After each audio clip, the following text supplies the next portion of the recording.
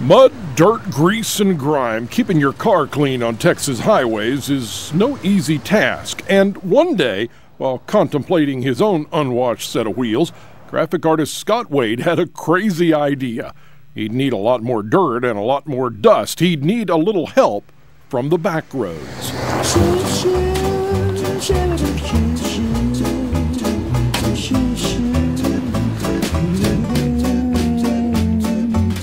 I live on a long dirt road, and if I kept my car clean every day, I'd use thousands and thousands of gallons a year to keep it clean. So if it gets too bad, I'll wash it, but not until I've had a chance to do some art on it.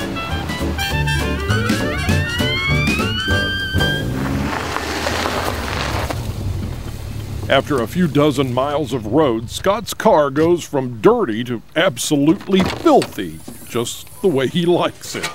Now with the caliche-covered canvas prepared, Scott prepares to get his hands dirty to summon incredible images out of the dust.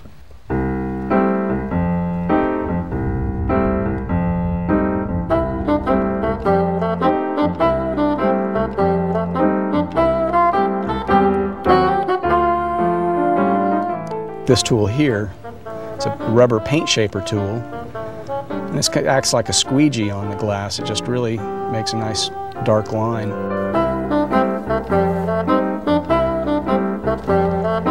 It's much like any other kind of drawing, or in some cases painting. It can be a fine art, it can be illustrational, it can be, you can do impressionistic work, you can do anything with this medium that you could with charcoal and paper, pretty much.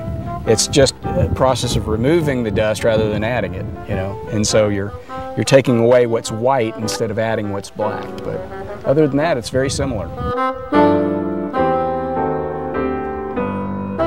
Some strokes reveal broad channels of shadow, others leave fine lines and shaded detail. His medium may be dirt, but Scott's impressive imagination routinely creates masterpieces from mud.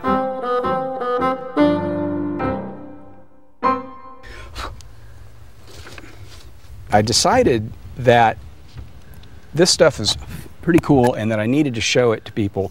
And I thought the way that I could do that would communicate most quickly is to associate it with well-known fine art pieces like Da Vinci's Mona Lisa. And so I did that. But not to be too highbrow, I decided to do the famous poker dogs.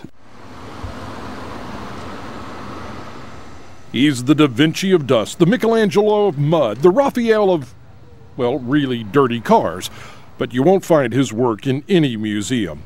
Instead, Scott takes his unbelievable art form anywhere this little car will go.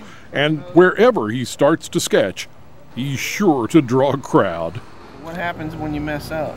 You just dust it again? Yeah, you can drive up and down the road a little bit more. And that's good right there. Yeah, it is. See the picture he's working off of? Yeah. I mean, it's identical. What I think a lot of people have a hard time understanding unless they see it is just, how shaded and detailed it can possibly be.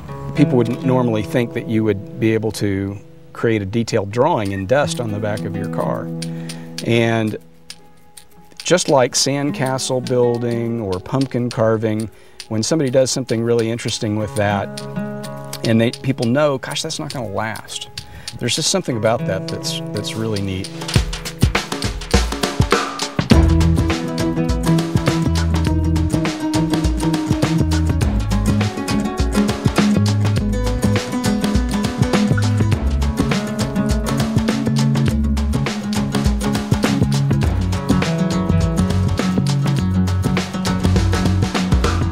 On a sunny day in the hill country, Scott Wade's work serves as a source of amusement and amazement. But sooner or later, the skies will darken with rain and his wonderful work will wash away. Scott says that's just the way it goes in a world where nothing lasts forever, and every thunderstorm reveals a blank canvas.